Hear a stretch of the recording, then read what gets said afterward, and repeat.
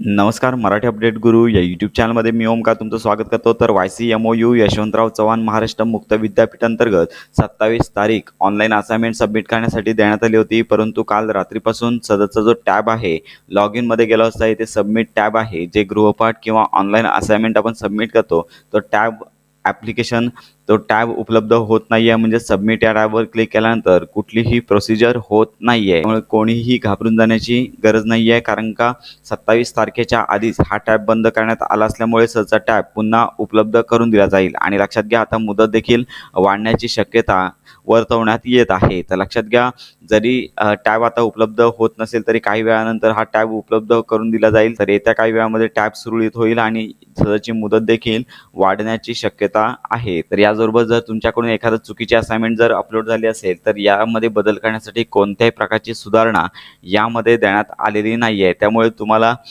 जर एकदा अपलोड केला तर त्यामध्ये बदल करता येत नाही आहे. तर ही देखील महत्त्वाची बाब कॅन्डिडेटने लक्षात ठेवायची आहे. तर अशा प्रकारे सबमिशन टॅब हा लवकरच उपलब्ध करून दिला जाईल. त्यामुळे ही महत्त्वाची माहिती इतरांपर्यंत नक्की शेअर करा.